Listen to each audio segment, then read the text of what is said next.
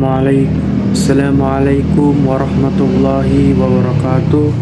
Alhamdulillahirrabbilalamin. Wassalatu wassalamu ala asrafil anbiya wal mursalin wa ala alihi wa sahbihi ajma'in, amma ba'd. Perkenalkan, nama saya Muhammad Fahnur Ali dari program studi manajemen pendidikan Islam YIN Sultan Amai Gorontalo.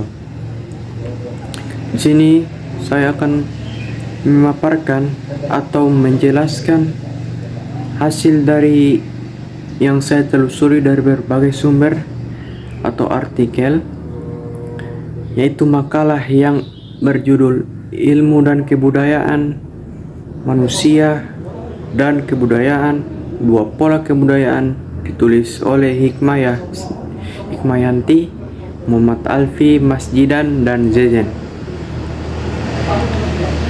Materi yang akan saya bahas di sini ada 3, yaitu pengertian ilmu, pengertian kebudayaan, dan dua pola kebudayaan dan ilmu. Pengertian ilmu berbicara masalah ilmu dan kebudayaan tidak lepas dari sumber ilmu dan kebudayaan, yaitu akal. Maka penulis akan menjelaskan terlebih dahulu tentang hakikat akal. Secara bahasa, kata akal memiliki banyak arti, antara lain sesuatu yang tetap. Akal adalah jauharun anil mahdafil jati mukarrum la hafi filihi wahia al nafsu al natikah, yaitu mutiara yang terbatas dari materi dan bersamaan padanya dalam tindakan, dan itu adalah ciri yang cerdas berpikir. Akal juga merupakan mutiara rohani yang diciptakan Allah yang terkait dengan badan manusia. Akal juga adalah cahaya hati yang akan mampu membedakan antara yang hak dan batil, menahan dan berusaha menahan.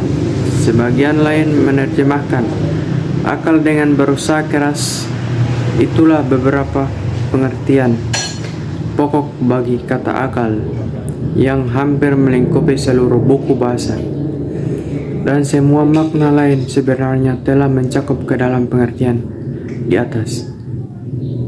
Tidak berbeda secara signifikan. Para ulama yang mengkaji masalah akal menyebutkan tentang tindakan. Para ulama yang mengkaji masalah akal menyebutkan tentang tidak adanya nama bagi akal selain ia sendiri dalam hakikat.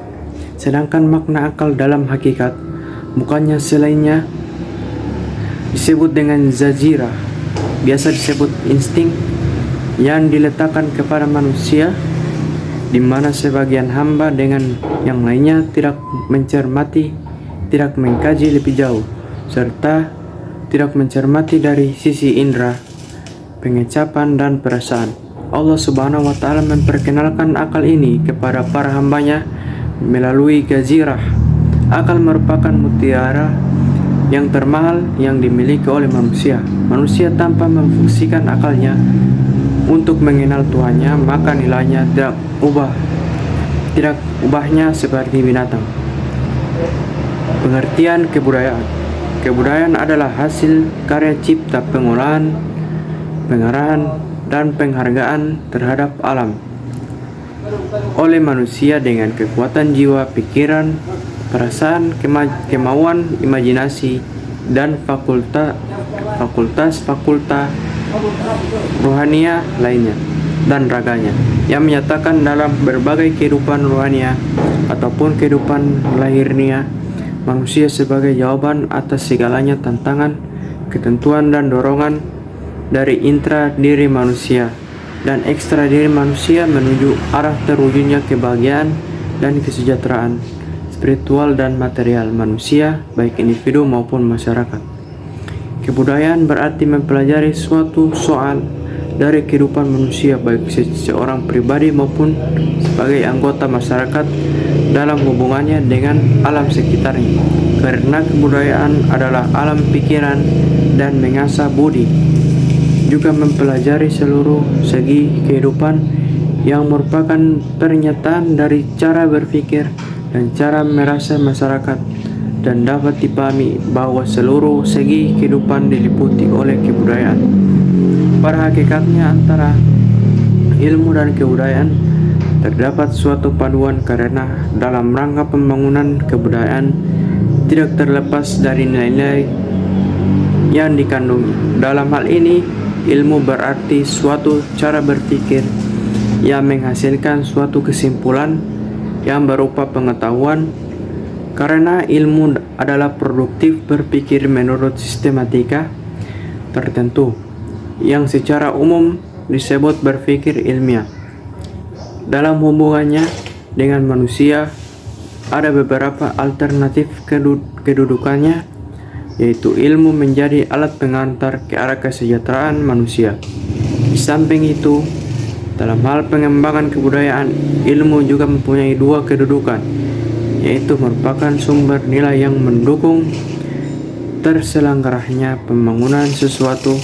Kebudayaan merupakan sumber nilai mengisi pembentukannya watak.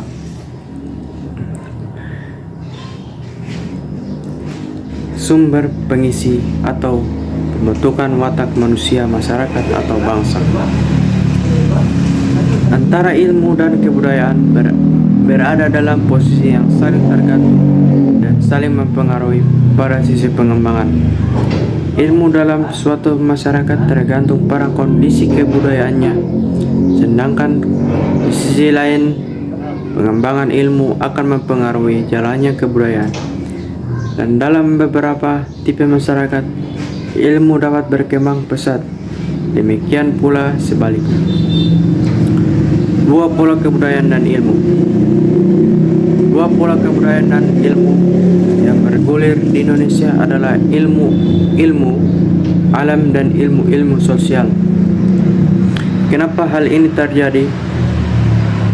Karena besarnya perbedaan antara ilmu sosial dan ilmu alam. Contohnya, jika belajar ilmu alam dengan subjek batu, kira-kira saat lain diteliti, maka kemungkinan besar akan berhasil dengan nilai yang sama. Tetapi tidak demikian ilmu sosial. Dalam ilmu sosial bergerak lebih fleksibel dan dapat berubah sewaktu-waktu. Namun kedua hal itu bukan merupakan masalah. Keduanya itu tidak mengubah apa yang menjadi tujuan penelitian ilmiah. Ilmu bukan bermaksud mengumpulkan fakta, tetapi untuk mencari penjelasan dari gejala-gejala yang ada, yang memungkinkan kita mengetahui kebenaran hakikat objek yang kita hadapi. Ada dua faktor yang menjadi landasan suatu analisis kuantitatif ilmu sosial, yaitu sulitnya melakukan pengukuran karena emosi dan aspirasi merupakan unsur yang sulit. Keduanya banyaknya variabel yang mempengaruhi tingkah laku manusia.